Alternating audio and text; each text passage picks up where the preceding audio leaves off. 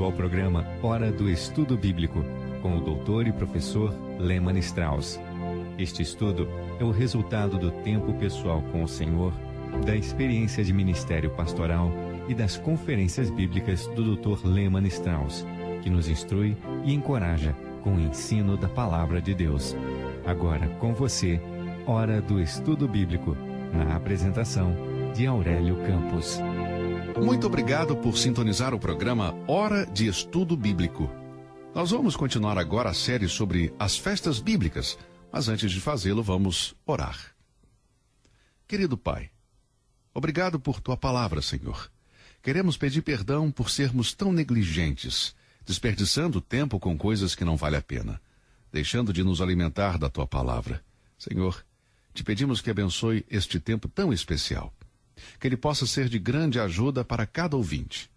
Nós oramos pela salvação daqueles que ainda não confiaram em Cristo como seu Salvador. Usa, Senhor, usa esta mensagem. Agradecemos desde já pelas bênçãos que receberemos através de Cristo Jesus. Nós pedimos e agradecemos em nome do Senhor Jesus. Amém. Levítico capítulo 23, começando com o versículo 26, diz o seguinte: Falou mais o Senhor a Moisés, dizendo: Mas aos 10 dias desse 7º mês será o dia da expiação. Tereis santa convocação, e afligireis as vossas almas, e oferecereis oferta queimada ao Senhor. E naquele mesmo dia nenhum trabalho fareis, porque é o dia da expiação, para fazer expiação por vós perante o Senhor vosso Deus. Porque toda alma que naquele mesmo dia se não afligir, será extirpada do seu povo. Também toda alma que naquele mesmo dia fizer algum trabalho, eu a destruirei do meio do seu povo. Nenhum trabalho fareis. Estatuto perpétuo é pelas vossas gerações, em todas as vossas habitações. As 3 últimas festas no calendário sagrado do plano divino da redenção são a festa das trombetas, a festa da expiação e a festa dos tabernáculos. Todas apontam para o futuro em relação à nossa posição atual na era da igreja. Quando soar a primeira trombeta, que é a trombeta do arrebatamento, a igreja será reunida nos ares para estar com o Senhor. 1 Coríntios capítulo 15, versículos 51 e 52. Eis aqui vos digo um mistério. Na verdade, nem todos dormiremos, mas todos seremos transformados. No momento, num abrir e fechar de olhos, ante a última trombeta, porque a trombeta soará, e os mortos ressuscitarão incorruptíveis, e nós seremos transformados. Essa é a trombeta do arrebatamento, a mesma da qual lemos em 1 Tessalonicenses, capítulo 4, versículo 16. Porque o mesmo Senhor descerá do céu com alarido, e com voz de arcanjo, e com a trombeta de Deus, e os que morreram em Cristo ressuscitarão primeiro. Esse será o último som da trombeta da atual dispensação. A igreja será arrebatada da terra para o céu. A próxima trombeta, depois do arrebatamento, será a voz de Deus chamando os judeus para retornar à terra prometida. Vemos isso em Mateus 24, versículos 30 e 31. Nesse dia, um dia futuro para Israel, nenhum homem, nenhuma nação poderá impedir que o povo judeu retorne ao seu lugar. Para Israel, este dia será verdadeiramente o maior dia da expiação, o dia mais importante no ciclo sagrado. Para compreender melhor o dia da expiação, eu convido você a abrir a Bíblia no livro de Levítico, capítulo 16. Abra a Bíblia, Levítico, capítulo 16. Neste capítulo temos a explicação mais detalhada do dia da expiação e do seu significado. Este capítulo tem uma das maiores lições espirituais, não só para os judeus, mas para nós também. Quando lemos o livro de Levítico, nos primeiros 15 capítulos, encontramos muito em relação a ofertas, sacerdotes e pecado. Naquela época, ainda não havia ocorrido a verdadeira expiação do pecado.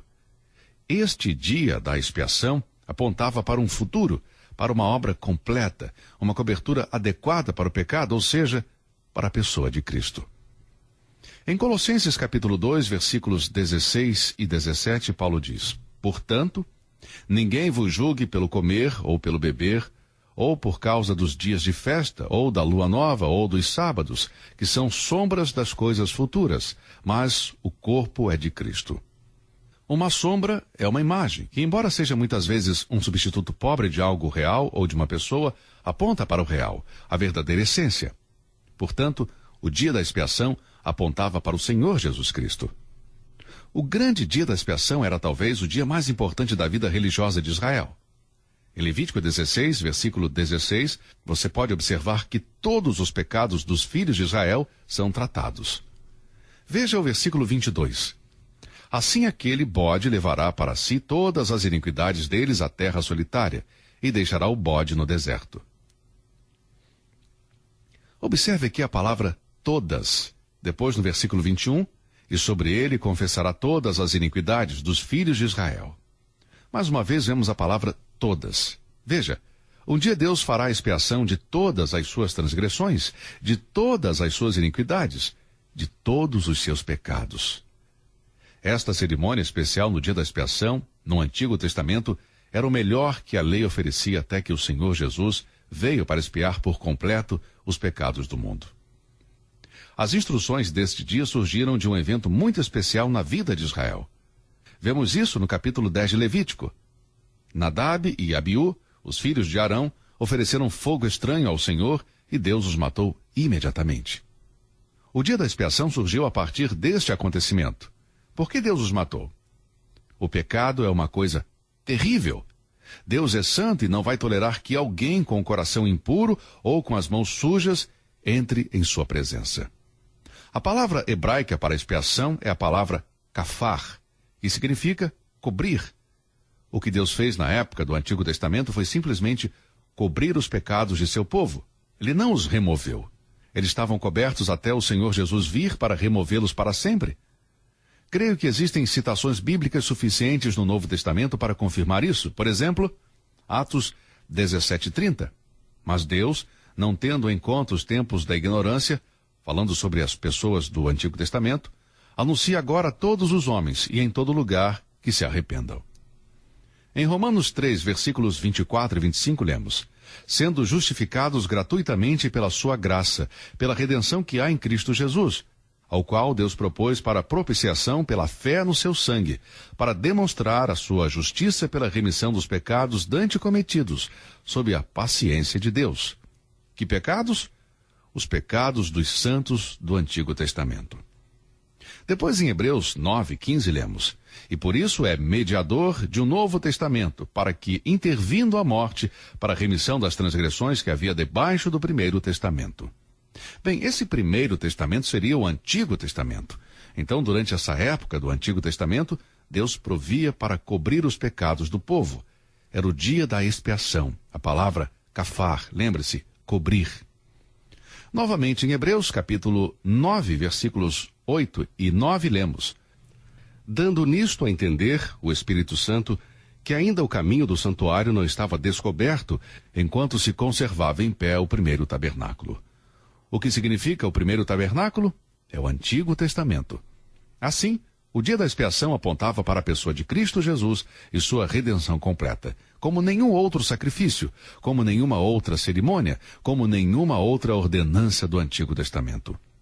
O dia da expiação, então, retrata Jesus Cristo como nosso sumo sacerdote, entrando no Santo dos Santos para derramar o seu sangue.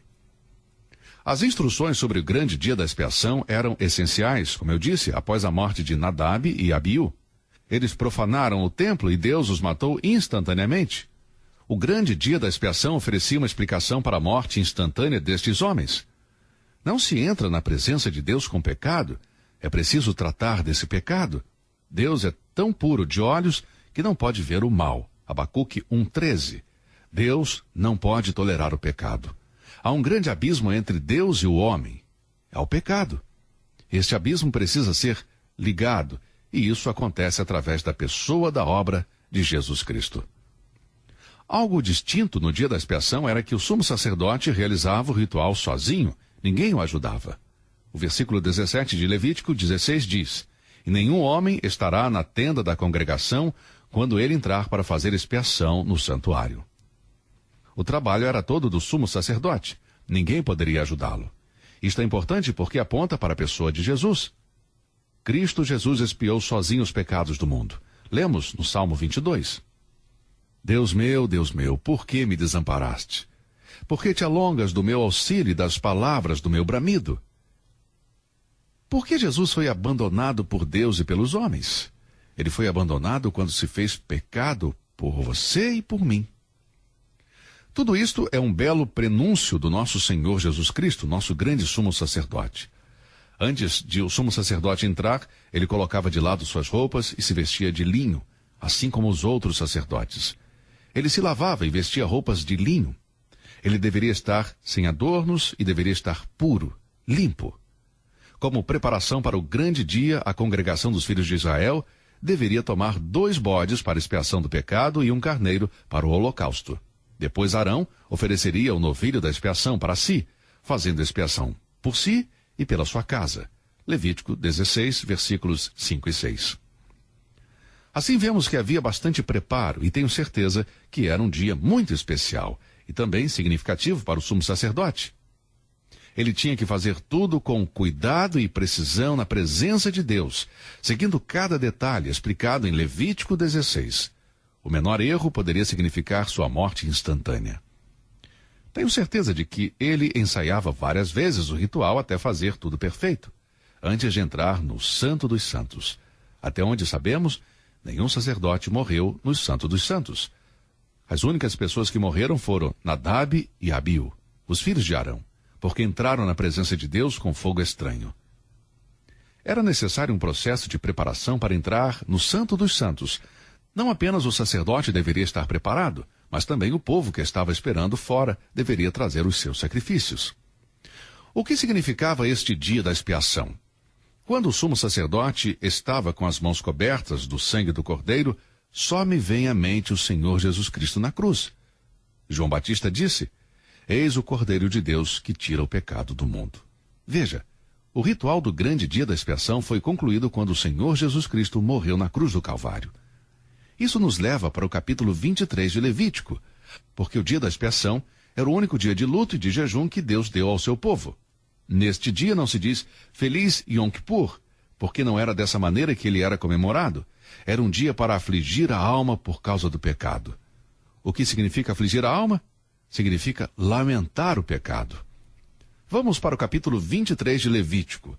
Você pode observar que esta expressão aparece 3 vezes neste capítulo. 3 vezes vemos afligir a alma.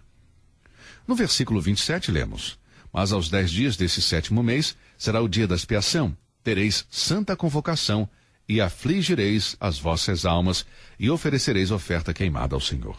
Depois, no capítulo 29, lemos: Porque toda a alma que naquele mesmo dia, se não afligir, será extirpada do seu povo.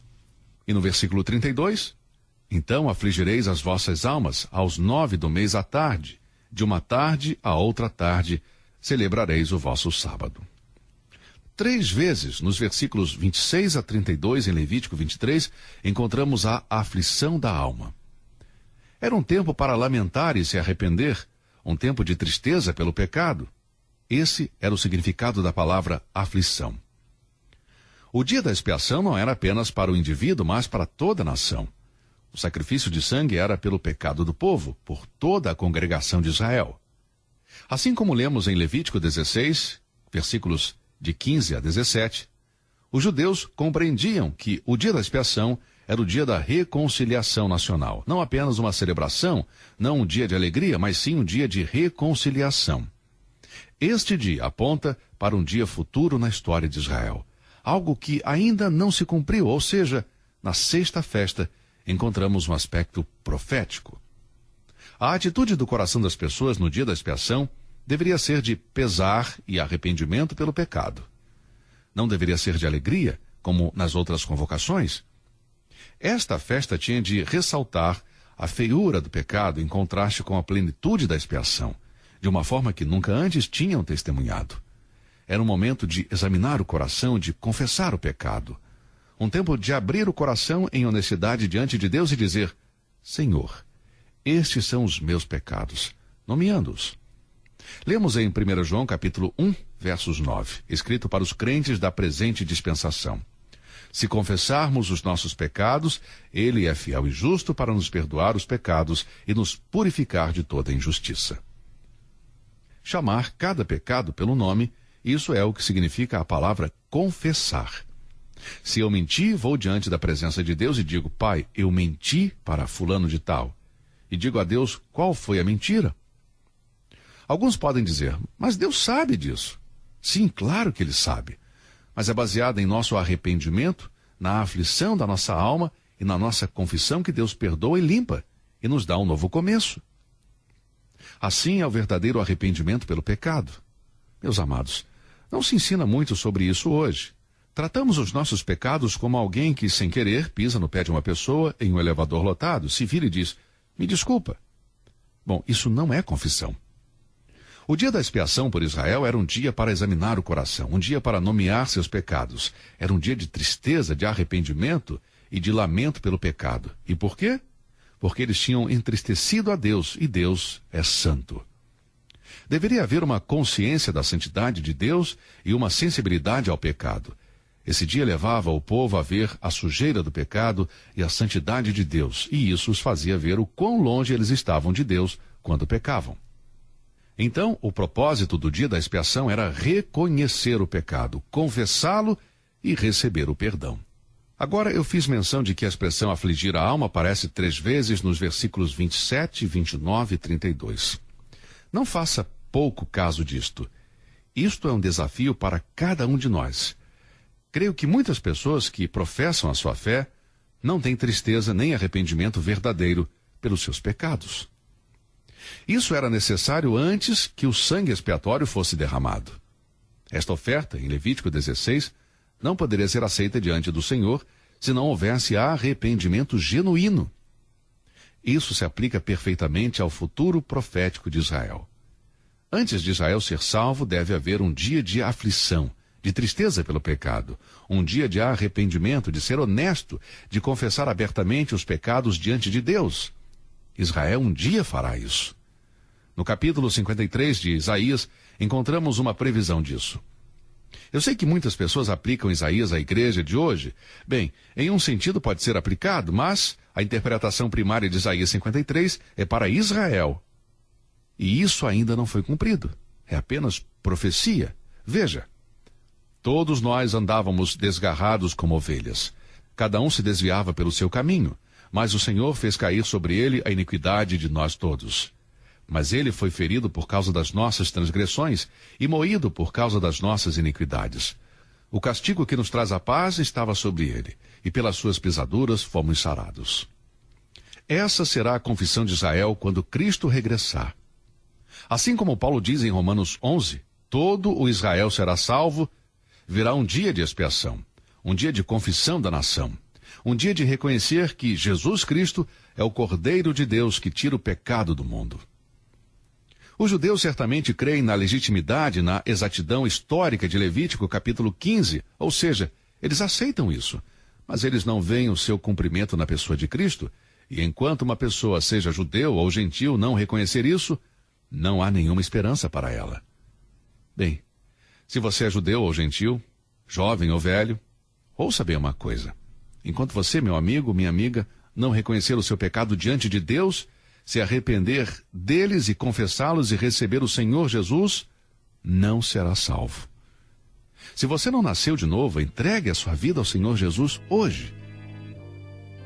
Obrigado, Pai. Obrigado por tua palavra, Senhor. Te pedimos que trabalhes nos corações e na vida dos nossos ouvintes. Oramos em nome de Jesus, que hoje eles tomem essa decisão. Oramos assim, em nome do teu Filho amado Jesus. Amém. Bem, amigos, se Deus quiser, nos encontraremos no próximo programa. Obrigado por ouvir esta emissora. Até lá. E não se esqueça, continue olhando para o alto, olhando para Cristo. Você ouviu Hora do Estudo Bíblico com o professor e doutor Lehmann Strauss, na apresentação de Aurélio Campos. Se você deseja ouvir novamente esta mensagem, visite a nossa página na internet www.bbnradio.org. Fica o convite para você nos acompanhar amanhã, neste mesmo horário, aqui na BBN. Hora do Estudo Bíblico é uma produção da BBN.